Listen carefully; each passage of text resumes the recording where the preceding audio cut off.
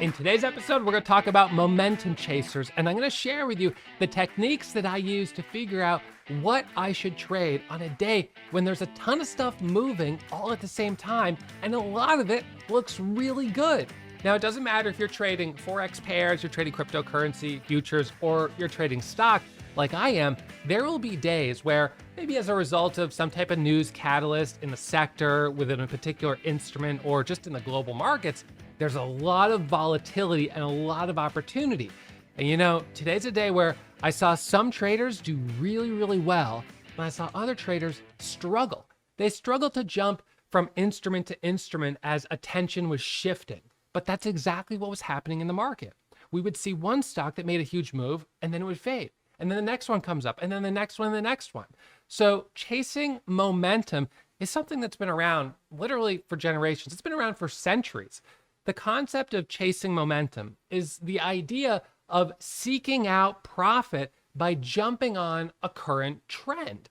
And so back in the 1600s, we had tulip mania in the Dutch Golden Age when the price of tulips were skyrocketing. And that ended up being a bubble. But there are investors who made a lot of money during that bubble because they were chasing opportunity. You really can be one of two things in the market. You can be a trend trader or a counter trend trader. I find it to be a lot easier to join the trend and to trade in the direction of where things are already going. So when we look at my P&L today, you're going to notice that I actually traded 14 different stocks to come out to a total of $11,327.39 of profit. That's a lot of trading, no doubt about it. But I think this is a really good case study because I'm going to exemplify here how I was able to master jumping from stock to stock to stock and essentially being the embodiment of a momentum chaser. Now, some people are a little critical of this term chaser. Chasing in terms of the general trend, I think is okay, as long as you're managing your risk. That's what it comes down to. Chasing momentum to me means you're jumping on the trend that's already established. And that is a proven strategy that traders have been implementing literally for generations. So let's dial in here. Now, why did I trade so many different stocks? Well, we can look at the stock on the chart right here. This stock went up 100% today, over 100%, from $4 up to $7.50. But then you can see after it made this big move, it kind of rolled over and pulled back. We'll analyze this chart in more detail in a few minutes, but let's jump over and look at a couple other charts. So the way I set up my monitors, my main trading screen is, this is the screen that you can see on my screen share while I'm streaming for all of our members at Warrior Trading. You see my P&L, if I'm in positions, if I'm out of positions, and you can see my charts and you can see my scanners. Now on my bottom window, down right below, which is my laptop screen, I actually have my trading platform. So this is where I have my level 2 window, which is right here. And this is showing all of my actual order entries, where I'm getting in, where I'm getting out. So this is the screen that I record for our live trading archives. On my second monitor over here, I guess it's my third monitor, I have two stocks that are on watch. This right here is a 1 minute, 5 minute, daily, and 10-second time frame for the stock Nexi. Nexi is a stock today that if we look at the chart went from $2 a share to $7. So yes, I traded it. Then we have this stock here, Ford. So we've got, again, 10-second, 1 minute, 5 minute, and daily time frame for this one stock. And this one went from $4 a share up to nearly $9 a share, another 100% move. Now we jump over to my fourth monitor, and we've got a couple other stocks I've got on watch. So here we had BDRX, went from 80 cents to $1.60, a nice clean 100% move. And then we had LCFY. This was today's record, from $2 a share to over $11. This went up 385% in one day. Okay, so what we ended up essentially having happen today was it felt like we had a week's worth of momentum all clustered into one day. Why does this happen? Well, I've actually noticed a phenomenon in the market, and we can look back at my metrics here. Let's pull up, let's see, the month of February, just as an example. So I love tracking my metrics here because this allows me to really get detailed into my analytics of where I make money, where I lose money, what I need to lean into, and what I need to stop doing completely. So if we go back here, we're going to go to reports and we're going to look at, let's see, we're going to do year to date. So year to date right here, we're going to refresh that. And we're going to go, let's see, month and year, and we're going to jump into the month of February. So let's see, we'll do calendar.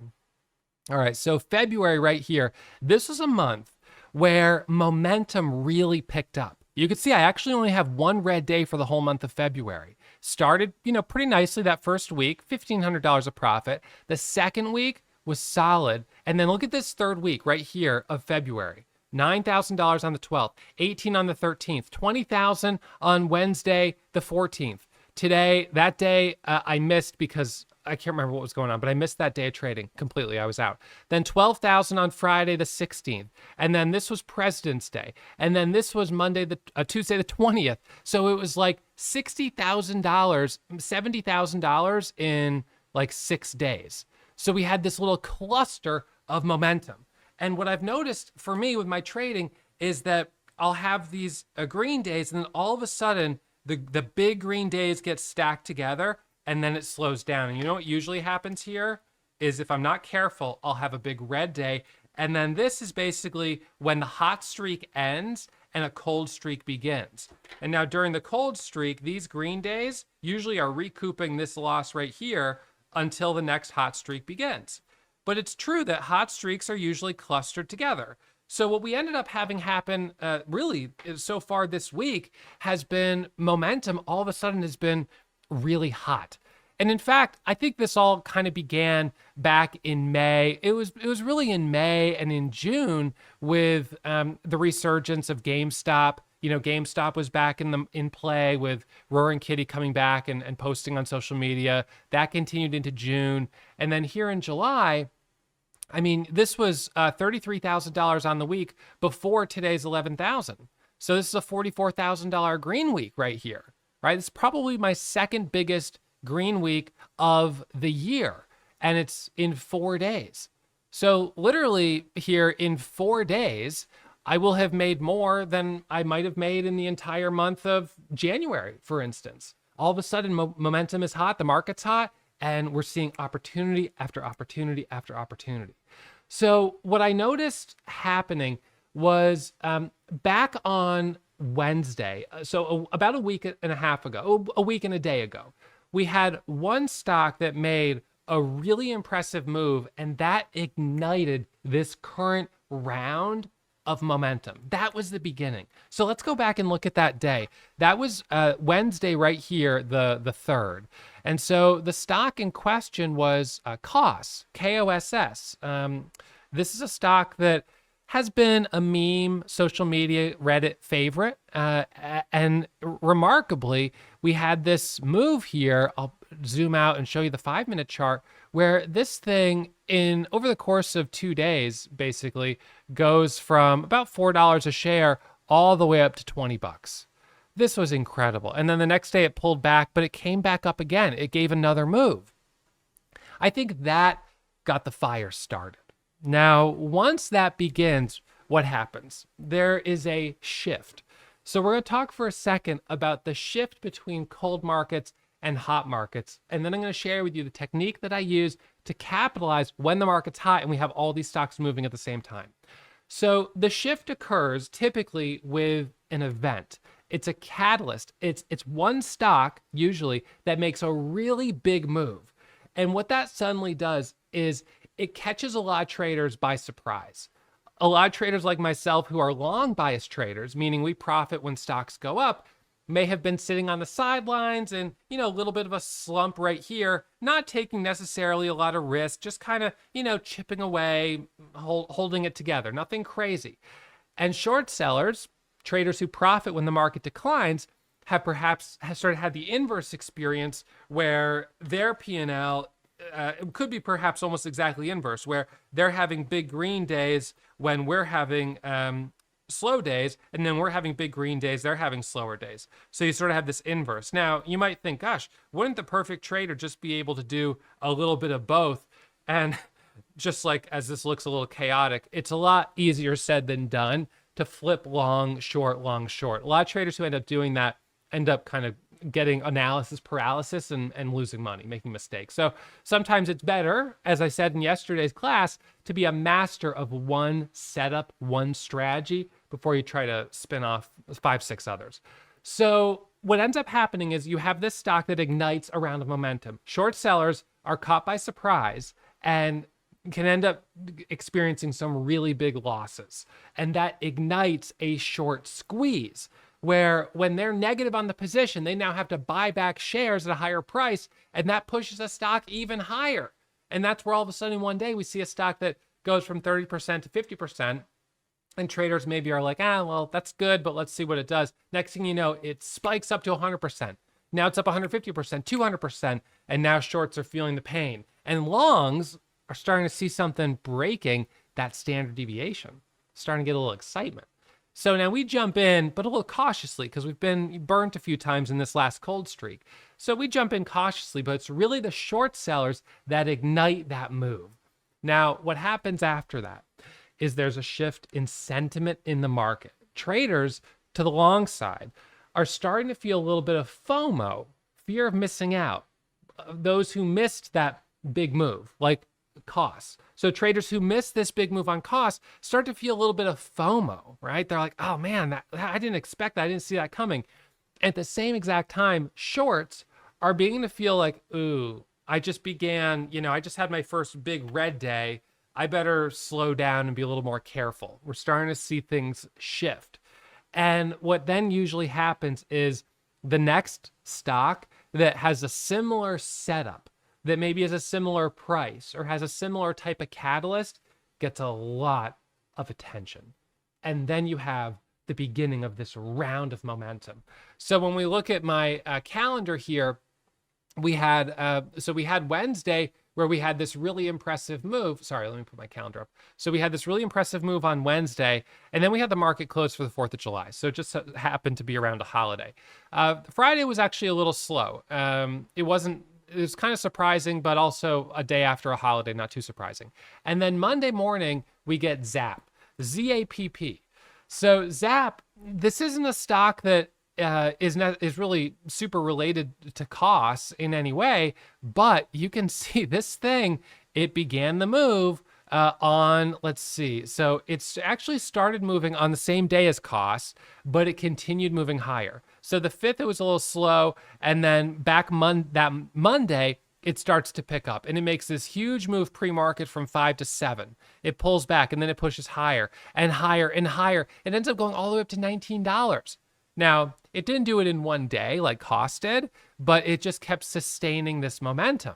So all of a sudden we get this really big move here on ZAPP. And then that, I think, just reaffirmed for short sellers that now is the time to lay low, hunker down, and just wait until things really roll over before going short. And now long traders are experiencing so much FOMO and so much excitement. They're jumping into every stock that's popping up. So typically these cycles of momentum will peak with days like today where everything that hits the scanner is just getting that much more attention because short sellers are cautious to short anything and long buyers are jumping in quickly. And some beginner traders maybe haven't learned that you can't just jump into everything that pops up and expect to make money. Maybe you could do that for a couple of days in a really hot market, but long term that won't work. So in this stage right now, we're kind of in the middle or later stage, I think, of a hot streak where everything that pops up is getting attention. And that's going to work until we get a really nasty rejection. And once we get a really nasty rejection, shorts are going to come back in with stronger sentiment and longs are going to start to get a little nervous. Now, what surprises me actually in some ways is that we didn't experience that more this morning because LGVN yesterday, this was one of the stocks that we traded and did quite well on. But as you can see, phenomenal move from $2.80 up to $7.20 yesterday. But then by the end of the day, it had really given back almost all of the gains. So it kind of felt like, on the one hand, was it strong? Yes, it was. But on the other hand, it didn't hold up super well. Now, another stock yesterday that I traded, and I actually traded this after my recap yesterday, was IVP. IVP ends up squeezing up here to 950 from, 350 in the morning. So this made another really big move, but did it hold up? Well, as you can see, by the end of the trading hours at 8 p.m., it had pulled back 30% off the low. And by the next morning here, it was already down almost 40% off the low, and it's continued to sell off.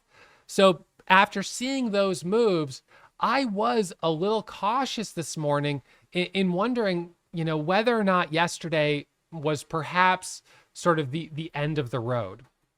But yesterday, I will acknowledge, we also just had a lot of stocks moving up. Yesterday, we had VVPR. This one made a really big move. Overall from $4 up to $6 nearly. That was impressive. NAAS. This one made a big move yesterday, right? We're looking at these charts, $1.80 to $6. Sometimes it's hard to get the scale, but these are really big moves.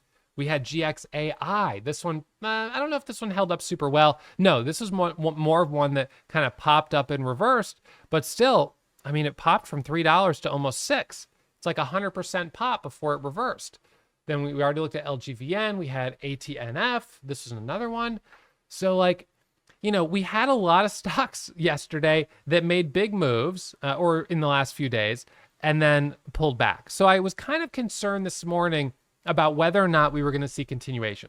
So my first trade of the day today was actually VLCN. So this morning, when I first sit down, my routine and kind of my workflow is that I pull up my phone in the morning and I check the scanners on my phone. So the software that I'm using, as you guys probably well know, is Day Trade Dash. This is software that I developed with my own development team, and it's available for our members at Warrior Trading. You can sign up just for the software, or if you're a Warrior Pro member, you can get access to the software in addition to the education. So I pull up the scanners on my phone, and I saw that VLCN was the leading gainer. And what I noticed about VLCN immediately was that the float was showing 200,000 shares. So I was like, wow. This is a crazy low float stock. And what we have noticed in the last few days is that some of the biggest moves have been on stocks with floats of under 1 million shares. This is where we've seen some really exaggerated squeezes. So if you haven't watched some of my episodes where I talk about stock selection, I'll give you just a 90-second refresher. So what I'm looking for when I'm personally searching for a trade, I'm a momentum trader, and if you want to say a momentum trader, or if you want to say chaser, that's fine. So like a storm chaser, those of you guys who have seen Twister, right? Storm chasers, searching around, looking to get in the middle of a tornado. Well, here we are, momentum chasers. We're looking to get in the middle of some serious momentum and volatility, and we're going to try to capitalize on it. So Momo trader, Momo chaser, however you want to call it. So I'm looking for stocks between 2 and 20 price range. I'm looking for stocks that are up at least 10% on the day with 5 times relative volume. I prefer a news catalyst, although asterisk, if the market is hot, then sometimes we will see big moves even without a clear catalyst. And number 5, I prefer floats of under 20 million shares, but I know that lower is better. This is supply right here. Float represents the supply, and this all represents demand. So the imbalance between supply and demand is created. And that's when we see these big moves. So when I saw VLCN on my scanners, I thought, oh boy, this looks pretty good. And that was right about here, pre-market. So on my very first trade on it, I sat down and I jumped in at about 680 right here. And I was looking for the break through $7 and it squeezed up to 720. I get in at 680, I get out at 7, I then get back in at 750, and I add at 765 and 775, and I'm looking for the squeeze up to 8. I'm starting to feel pretty confident, and you'll see what happens is, boom, it comes back down. So I actually went red on that first stock, VLCN, and I'm still red on it today. I didn't get married to it. I didn't hold it. I'm not still holding it, thank goodness. If I was still holding it, I had 10,000 shares. So if I was still holding it, I would be down right now, almost $30,000. It's not worth it to hold these. You've got to be ruthless about cutting your losses. Move on. Let it go. I get out. With the press of a button, I'm out of that trade. So I let it go. And, at that time, I was like, all right, well, yesterday was a little cooler than the previous 2 days, Monday and Tuesday. And here I am starting the day in the red by $4,000 or whatever it was, $3,000. I was like, this is not a great start, but it's early. So let's see what happens. Now, in a hot market, I'm more likely to try to trade longer, at least until I'm seeing profit. Once I'm seeing diminishing returns, then I'll stop trading. But as long as I'm seeing good opportunity, I'll trade earlier in the morning and I'll trade till later in the morning or the afternoon. So first trade on VLCN, broke the ice, and we get this big flush. Second trade was on CYN. CYN, this stock pops up right here, and this was incredible. It went from $4 down here all the way up to $5, to $6, to $6.50, up to $7. It pulls back and then rips back up here to $7.50. And here's what happened. Essentially, VLCN, when VLCN rejected, when we had that nasty flush, the chart was kind of ruined from a technical perspective. For those of you guys who have gotten good at reading candlestick charts, you're going to know what I'm talking about. If you're not already good at that, check out my other episodes on how to read candlestick charts, a beginner's guide, or starting from zero. These are some really good episodes. So as I looked at the chart on VLCN, I just thought, man, this chart's broken. We've got this, high volume rejection. We've come all the way back down here. I don't think it's going to work. We had nice volume on the buying, but just for whatever reason, we got a big rejection. Now, why did this fail? In spite of low float and high demand, I couldn't really say. Some of these will hold up really well and do great, and others will sell. It could be insiders that are selling. It could be the company that's selling. We don't always know. But the fact is, with these red candles, I felt like the chart was broken. And so even though at the time it was still up 100% nearly on the day, I started looking for the next stock that was moving. And I knew that I wanted to try to get in at the beginning of the move if possible. But here's something that's challenging. What you're going to notice on a day like today when the market's hot are lots of stocks hitting this scanner right here. So this is my high of day momentum scanner, and it's showing all the stocks that are making new highs, and it's got the timestamps on it. And there's hundreds of alerts on this during a day like today because there's lots of stocks making new highs, and a lot of traders are going to be jumping on each of them. You can see right now, BFRG has just made a move from $1.70 up to $2.40 while I've been teaching this class. So missing this, and that's fine. But this is another example where traders are jumping on it. Does it have a clear catalyst? Nope. Floats 5 million shares. It's got 500,000 shares of volume. It's up 50%. Traders are jumping on, and this is generating momentum. And now the fact that it's up this much by itself is its own catalyst. But the problem is a lot of beginner traders are jumping on these stocks that have no volume. They have 10,000 shares, 15,000 shares. So there's really no volume. And if there's also no clear catalyst like breaking news, it's really hard to know which of these are going to kind of ignite. Each of them are a small spark, right? A little pop. But which one's going to gain attention? Which one's going to go into a flame? And it's really hard to know because you can have dozens of stocks that pop up that all look similar, and then but only one of them ignites and goes up 200%. Why that one and not the others?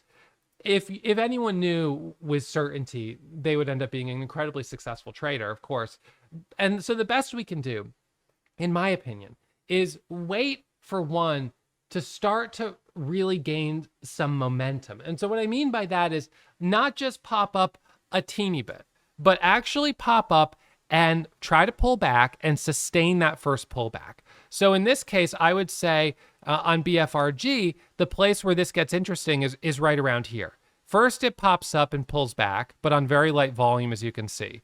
Then it pushes a little higher and pulls back. And the fact that here it doesn't just go all the way down, that it's holding up and volume is increasing, okay, it's time to take this more seriously for the break of 2. And then there's a micro pullback there at 206. There's a micro pullback there at 225. And you could be trading all of these on the way up.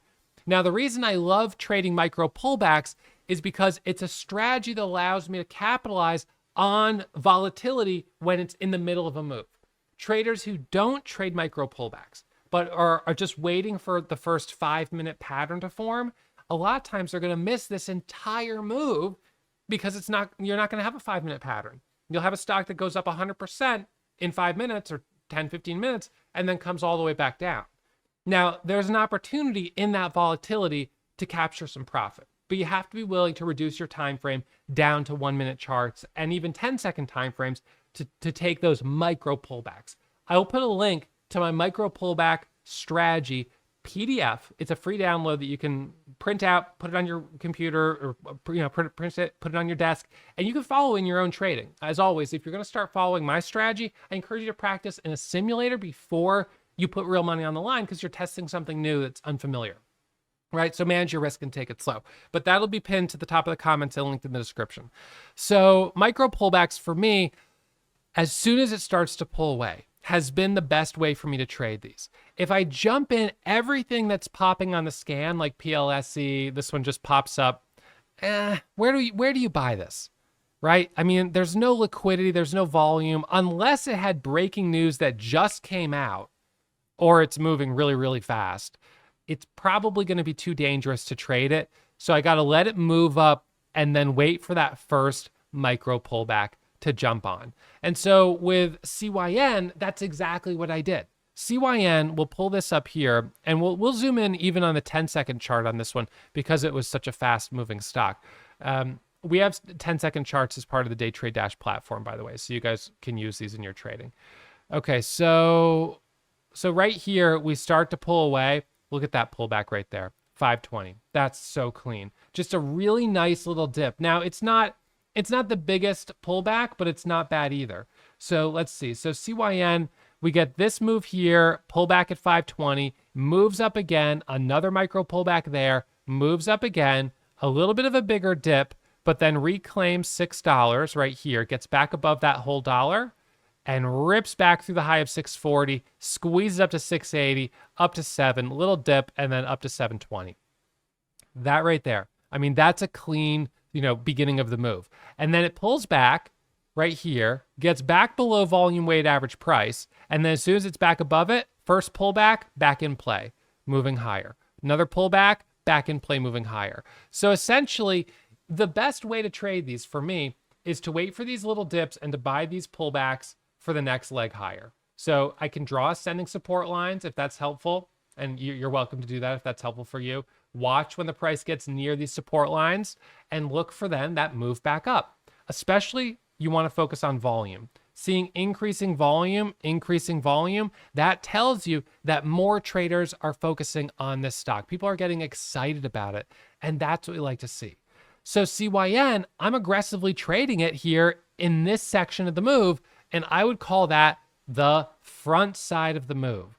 So in a market that's really frothy, where you've got, these stocks popping up and jumping higher, you want to focus on trading the front side.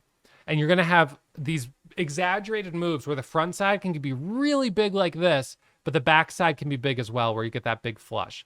So that was the front side, marked by a topping tail, doji candle, and then a correction back down. Now we have the MACD crossing over here. We go under VWAP, and then we come back up right here. When we come back up right here, notice the MACD crosses back into the positive. And that's my signal here as this comes above VWAP, and then MACD confirms that we're moving back in the right direction to trade these pullbacks, micro pullback, 1-minute pullback for that retest of the high a day. Once we drop down again, once again, MACD crosses over, back out of the trade.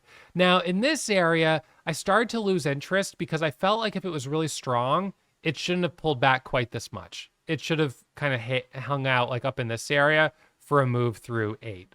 So I ended up kind of giving up on this one after a little while, which was the right move. It pulled back. And you know what happened? A lot of other traders gave up on it as well.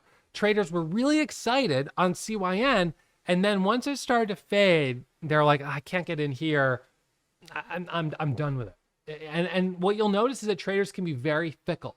They'll jump from stock to stock to stock to stock. So whatever is currently at the highs, that's the stock that's going to have the most volume at that moment. And I like to focus on trading what has that volume, because that's the liquidity that allows you to easily get in and out with 5,000, 10,000, 15, 20,000 shares. Boom, boom, in, out. And that's where with 5, 10, 15, 20 cents of profit, you're locking up some really nice gains. So switch to CYN. It makes a nice move, and then it starts to pull back. And after a bunch of trades on that, I was like, all right, we got to switch gears. So switch gears and let's see. Next trade, KZIA. KZIA, this is a penny stock that I traded. And I'm not going to go over every single one of these trades because there's too many, I think, to realistically go over. But I'll just highlight some of them. So KZIA, we had a couple of nice trades on this, but you can see this was a really nice stretch at the front side of the move on heavy volume. It broke through that 120 pre-market level and it pushes up to 130, 140, 150, up to 160, and then it dips down. So this is one, again, you want to trade the front side of the move when the MACD is open, avoid trading on the backside. And this is also a stock where, because it's lower priced, you've got a lot of traders with big orders that are selling, and those can create big flushes. So this area here, MACD's open, it's the front side of the move, and then once we pull back like this, moving averages, the 9 starts to go flat, high volume rejection at the top. All right, it's time to step back, look for the next one. So once again, the way I'm looking for the next one is I'm watching the scanners. I'm seeing some stocks popping up, but I'm asking myself, which one is really going to hold, right? Which one is going to really show me that it wants to make a big move, not just like a teeny little pop, but it's going to actually pull away. So the next one was BDRX. So BDRX, this one comes up here. We'll back this one up, go to the 1 minute chart, and really out of nowhere, this was so impressive. It's like 80 cents a share and it just starts squeezing up, right? So on this one, I didn't break the ice on it up in here. I didn't take my first trade until this pullback right there. That was the pullback where I took my first trade at about $1.25, $1.30. That was my first entry. And I felt like that made sense because I don't usually trade under $1. It pops up, it pulls back. The volume profile was good. Green volume, nice big green candles, light volume red candle. Yes, we did have a little gravestone doji here. That's a doji with a flat bottom and a sort of taller upper wick like this. So this is a gravestone doji. A little nervous about that, but the volume was there and traders bought it up and off it goes up to 150, pulls back, and then it goes up to 160, 170. And then right here, it failed to break through new highs and MACD crosses over, done with the trade. It pulls back. It tries to come back up one more time and I actually did get back in it at 160. It was a little risky, but MACD was coming back up. Volume was coming back in. I was looking for the break of 170 and as you can see, it stalled out. So I think I maximized on this one pretty well. $1,800. That's certainly not bad. Best exit probably around 167, 168. So, again, traded that one. And then once it rejected here, it halts down. And now I'm like, all right, well, if it's halting down, I'm obviously not interested in it here. So, well, what else is moving? So then back to the scanners. So now watching the scanners again, looking to see what else is popping up. So the next one was HSCS. Now, HSCS is interesting. I'm actually not up that much on this one. HSCS. This one rejected hard. Look at this. So this one went from 4, 5 to 750 and then came all the way back down and is actually red on the day today. Now, it had news, which is the crazy thing. The news was granted a patent, which is not everyone loves patent news headlines, but it is a headline nonetheless. So this one pops up on my scan, and my first entry on it was, let's see, I got in just over $5. So it pops up right here, it drops down, and then it starts to curl. Now, this was looking really good right here. It moves up to 650 to 7. I'm taking profit. And then here, can you see what the problem was? Look at the selling volume. So even right here, high volume selling. So this to me was a bit of a warning sign. And, because I traded 14 different stocks today, I didn't have an opportunity to pull up the filings on each of these before I was taking trades. These were just moving way too fast. So if we pull up the filings, we could look to see, well, do they have a shelf registration? Is there a risk of them doing an offering? Do they have warrants? What are the warrants priced at? What's the balance sheet look like? What is their cash position? What are their operating costs? Is this a company, in other words, that has a high risk of diluting the value of the company by offering shares and selling shares? Because if they do have a high risk, then we may see that today. Even though the news isn't maybe phenomenal, it's enough for them to sell some shares on the market and to raise some money, they may take that opportunity. So, once you get into the balance sheet and you start looking at, how things look, you can get a better perspective. But for me, just purely from a technical point of view, just technical analysis, entry, take profit as it moves higher. First candle to go red is a hard exit, and high volume selling, there's no re-entry. There's no new pattern. So that was it. That was over. And it just sold off from there. And traders got in it, traded it. Some people made money, some people shorted it, whatever. And then everyone's off to the next stock that's moving higher. So the next stock that was moving higher, let's see, went back to BDRX, and then had a trade on ZAP, had a small trade on ZENF, and then LCFY. All right, so LCFY ended up being the next one. This was around 10:15 when we got this squeeze up and it pulls back. So this is the one that ended up making the biggest move today, 385%, which was really impressive. And when I first got in it, I was like, well, we have the 200 moving average right here at around 520. That's probably going to be an issue, but I took my first trade on it at about 560. Let's see. So we'll back this up. So we're going to go back here. So my first trade on it, it halted, it resumes, and I got in right here as it starts to break higher. It ends up squeezing up to 675, opening, and then dip and rip, up, halting up, and then opening, dip and rip from 7 to 750, up to 9, squeezes all the way up to a high of 950. Then in one candle drops, comes back up, and as you see, it'll pull back. We have a little bit of false candle here, and then rips up here, and then that candle. Yikes. That is a close call. So that was a big rejection. And after that candle, I had actually been in it on this breakout right here, and I had bought and took some profit right before this candle, and I got out, and then all of a sudden you get this 3-point flush into a halt down.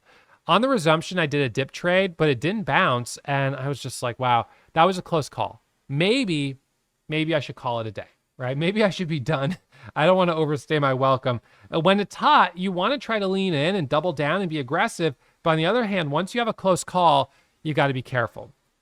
But nonetheless, the next stock that pops up, Nexi, squeezes up, it halts, it pulls back, it then rips up to 450. I took a dip and rip on resumption, up to 5, up to 550, up to 6. And holy smokes, while we were doing this class, this one went up to 7. Wow. I mean, it's still happening. So I've left some money on the table here today, but I'll remind you, just as I did yesterday, every day you're doing one of two things. You're either leaving money on the table or you're giving back profit. Now, sometimes if you're special, you'll manage to do both. And the only way you'll do that is if you take a break for like an hour and you miss a lot of opportunities, so you leave some profit on the table, and then you come back and trade and lose money.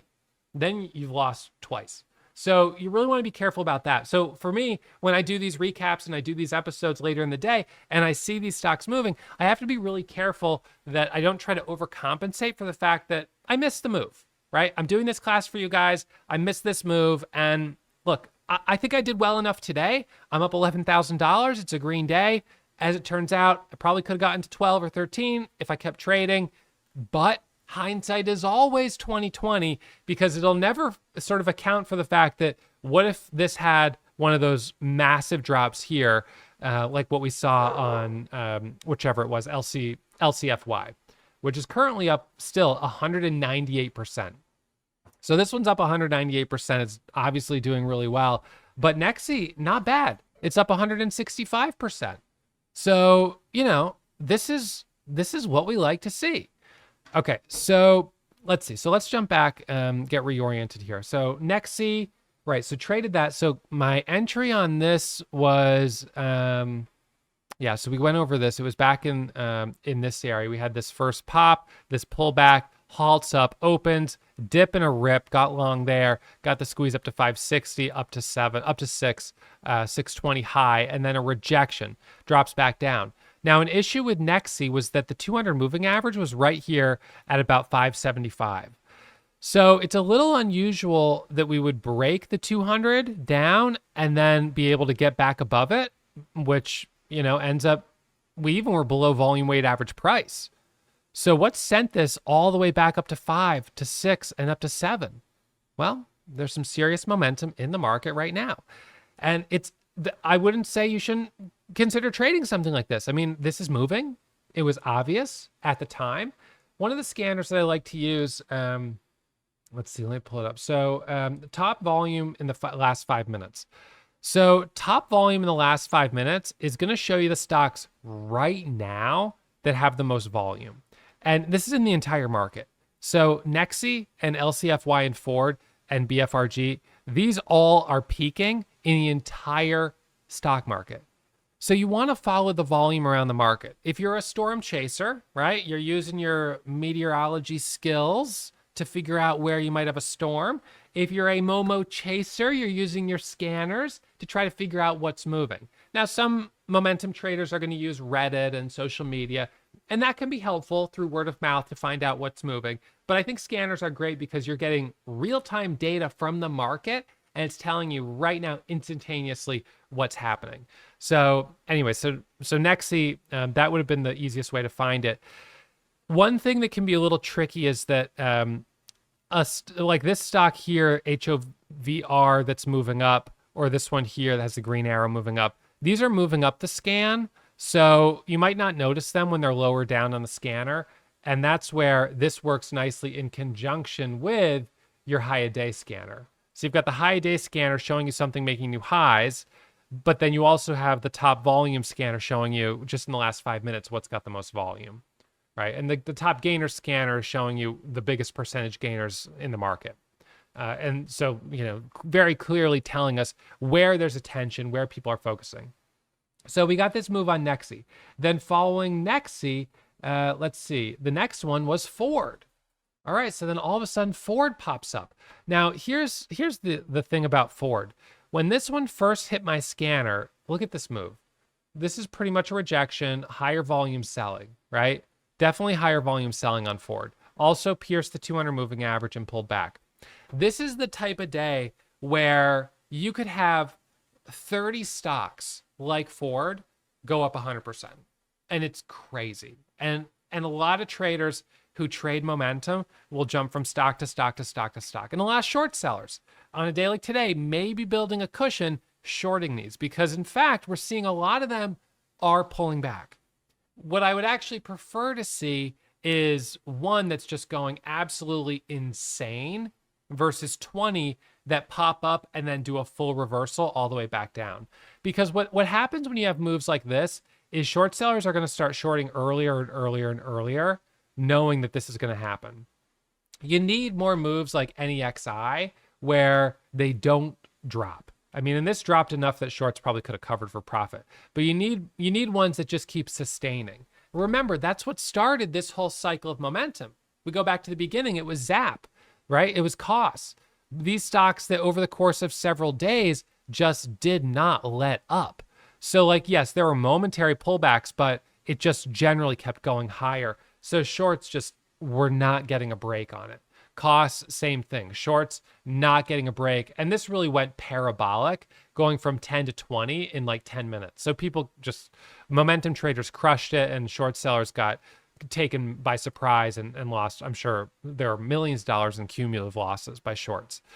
So with Ford, this one popped up, but the problem with Ford was that from the very beginning, the volume was very light. So it popped up and halted up here. Let's see, the first halt up was actually here at 487, and it was on about 70,000 shares of volume. Okay, so that's very light. I tried to get into this halt because I saw it moving higher, and I filled 348 shares. That was, I tried to get in with 500 and I filled 348. So I couldn't even buy a lot of shares because there was just no volume. It opens and it drops and then immediately goes into another halt right here. And it happened so fast and the volatility was so big that I was just like, I only have 348 shares and I ended up stopping out. So I stopped out for like a $17 loss when it dropped here. And then when it came back up, I got back in with 250 shares and got a small little trade as it came up to the halt level. It then drops, pops up, drops, halts up right here at 620, opens and immediately goes to another halt, opens almost to another halt, and then drops down and halts down. Then it bounces here, comes back up. And right in here, I'm okay with it. This still has the potential of reclaiming these levels, but then MACD crossover and it starts to sell off more. And that was the end of the day for Ford. And, very quickly, traders sort of abandoned Ford and jumped onto the next one. Now, that's where I ended up saying, so let's see. So this peaked at about 12.15. So that's about where I called it a day. So as we looked at BFRG earlier, I missed that move. This one went from $1.70 to $2.40. But right now, would you say it's on the front side or the back side of the move? I would say it's on the back side. MACD's crossed over, right? High volume on these candles here. We're on the back side of the move. The fun is over for now on BFRG, and that's fine. We had another stock that hit the scanner, XTLB. Did this one give some action? Not really, right? Super light volume. It didn't drop, but it's not holding up. GRI, 283,000 share float. Traders aren't jumping, right? They're not biting. They're not going for that one. We looked at we looked at PLSE, ATRE, ATRA. These ones, they're light volume. They're just not going. So BFRG, that gave a bigger move.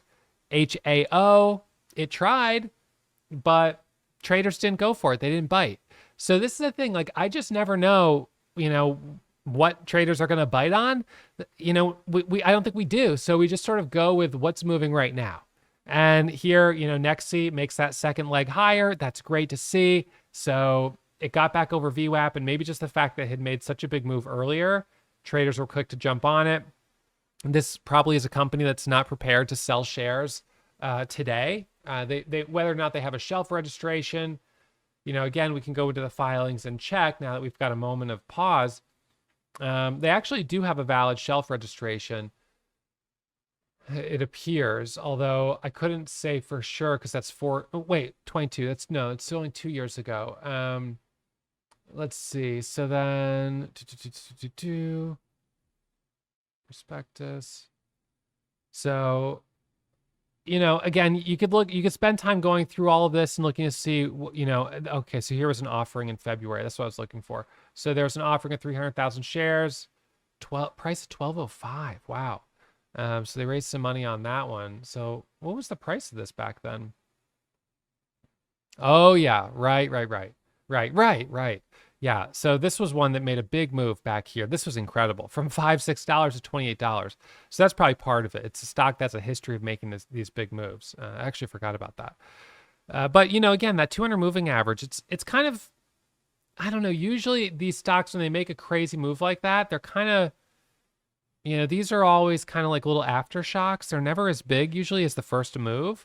But what's interesting is that the volume today is higher. I suppose that's the price was lower. People were able to trade more shares. So that's going to contribute to it. The total dollar amount of shares traded is probably low. So then that was Nexi. And as I'm looking at the chat room right now, it's 1:37 in the afternoon. There's still a bunch of traders chatting, talking about different stocks they're watching. Some are watching LCFY, looking for some volume to come in, HOVR, EDBL popped up, EDBL. Let's see, right? So that one popped up a little bit from $1.30 up to $1.45. So traders are still active. And I saw a number of people saying that they were going to come back for Power Hour. So Power Hour is from 3 p.m. till 4 p.m. And then, of course, markets open until 8 p.m. for after hours trading. So the window that I've been focusing, you've got 4 a.m. to 7 a.m. So 4 a.m. to 7 a.m. This is early pre-market. So it's pre-market, but I'm going to say early pre-market. And then 7 a.m. to 9:30 is sort of what I would call just regular pre-market. And the reason I am distinguishing these is because the number of brokers that are online here from 4 a.m., I mean, you've got so many brokers that they don't even come online until 7 a.m., right? So this is like all of the brokers out there, all your free commission brokers. And then you've got just a small handful of brokers that start this early. So as a result, since you don't have a lot of brokers that are even online before 7, you don't have a lot of volume before 7 a.m. It's light volume. But then from 7 a.m. until 9:30, we're fine. From 9:30 until 4 p.m., we're fine. And then from 4 p.m. until 8 p.m., that's the end of after hours. and that's when it stops for everyone. So everyone stops at 4 p.m. That's the end of the day. But most traders cannot use leverage after hours, which is interesting, but you can pre-market. And that depends on the broker you use. But a lot of brokers will restrict leverage at 4 p.m. So 4 p.m., because leverage gets restricted, now once again, the trading between 4 p.m. and 8 p.m. is going to be lighter volume. Not as many people focus that period. And even from here, I would say that 9:30 to 12 is sort of a window of opportunity. And then from 12 to 2, it's usually slow. And then from 2 to 4, that's when we're starting to get sort of focused on, are we going to have anything for power hour, which really begins at 3 p.m., right? So 3 p.m. to 4 p.m. So that's kind of the breakdown of the hours of the day. And during I would say a typical market, I'm going to trade, primarily in this area here. During a hot market, I'll sometimes go all the way to here. Sometimes I've even done this from 4 a.m. to 8 p.m. That's unusual. I don't do that often. I've probably actually only done the full 4 a.m. to 8 p.m. I've only actually done that one day. And that was in 2021 on GameStop. So that's the only time I've actually done the full day. But I will often, I don't usually get up at 4 a.m., but I will sometimes when the market's really hot, and I've done that with GameStop several times. But usually in this kind of market, I'm sitting down around 7 and I'm here until 12 or something like that. And then the afternoon, I just don't expect there's going to be a lot. But the fact is, these last couple of afternoons, we have continued to see quite a lot. And so for that reason, I have traded longer. And I guess if we looked at my calendar from the last couple of days, what you would notice is that so Tuesday, you could see I peaked at 17,000, then gave back a little bit by the end of the day. We go back to, let's see, where's the calendar? So we go back to Monday. So Monday closed at the highs. So that was fine. Closed at the high on Monday. Wednesday was up 14,000 and closed at 10,900. So, the last couple days closed a little low, but today, right now, this is my high of day, $11,327.39. So closing at or near high of day is always great. Oop, here we go. We've got stock on the scanner. So I'm looking at this and immediately I'm seeing the float's 161 million shares. Is it a recent reverse split, which could give us reason to question the float? No, we can just double check the filings. So what was the ticker again? AMWL. So AMWL, I look at the quarterly filings and I check the shares, 263 million right there. So yep, we're too high. So that float, this is not going to be one I would trade. So I sometimes will just double check it. Now, SYT. Okay, this one, low float, probably have to double check that as well. That's very, very low. Looking at this, it's below the 200 moving average, as you can see. Does it have a catalyst? No. Just popped from 180 to 205. So this is sort of my quick due diligence, but the fact is the volume on both of these is very light. So either way, the safest thing for me is to wait to see if either of these could prove themselves, right? Continue to hold up, show me a micro pullback. And then when I actually pull up the level 2 and I start looking at it, that's when I can also see, all right, well, where's the halt level? 239 halt up, 159 halt down, right? You can script this so it's right here on your level 2. So LULD up, down. This gives you some perspective. Right now, you've got a 4-cent spread, 8,000 shares on the bid. I mean, it's not bad, tight spread, but there's no volume. So right now, there's no trade. Now, you could take it a step further and you could check short interest, or you could check not short interest. So no shares available. All right, so that's kind of interesting. So then I could go use this other software here. Let's just see. So SYT, short interest. So we'll pull this up. Currently, the short interest is basically showing nothing. So not showing high short interest here on Fintel.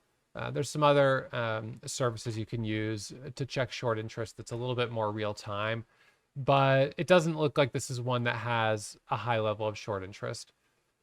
So let's see, I'm just checking another feed. I'm showing 7% short interest. So doesn't have high short interest, doesn't have a catalyst. Is it going to do anything? Probably not. But, there might be some traders who did just jump in it there because they're in that mindset of jumping in everything that moves. Now, as a momentum chaser and a momentum trader, I know what that's like. When it's a hot market, I often will jump very quickly. But there is some basic due diligence that I have to do before I jump in. I've got to make sure I've got decent spreads. I've got to make sure that it's moving. It's got rate of change. And so those are kind of the things I'm doing as a gut check. Now, like anyone else, I'm not right 100% of the time. I'm going to have my fair share of losses. But I think one of the things that a lot of our members at Warrior Trading benefit from is that when they're tuning into my broadcast, they're able to get my real-time commentary, and you're able to benefit from all of the educated intuition that I've spent more than a decade building. So for a beginner trader, that's invaluable. So if you haven't already checked out my micro pullback strategy PDF, that link is in the description. There will also be a link in the description to do a 2-week trial at Warrior Trading. So come on over and join me for 2 weeks. You could trade side by side with me. You can use the software that we've got here as part of that 2-week trial. So you'll have access to all of these charts. You'll have access to the scanners. You'll have access to the news feed, plus my chat room and my broadcast. Now we're always doing improvements on this software. So by the time some of you guys may end up doing a 2-week trial a month from now, or even a year from now, if you decide to wait and do it later, that's fine. You may see there's a whole lot more features in this platform than you see here today. So I want to thank you guys as always for tuning into these episodes. I hope you found this one valuable. This week has been packed with really nice long form episodes because the market has been giving us so many great case studies, and it's just a ton of stuff to go over. So right now, I hope you guys are enjoying it. And if you are, hit that thumbs up. I hope you subscribe to the channel, and I will see you for the next upload real soon. And I'll take this opportunity to remind you, as always, that trading is risky. My results aren't typical, and there is no guarantee you'll find success. Whether you trade with me or you learn on your own, so please take it slow, manage your risk, and I'll see you for the next upload real soon.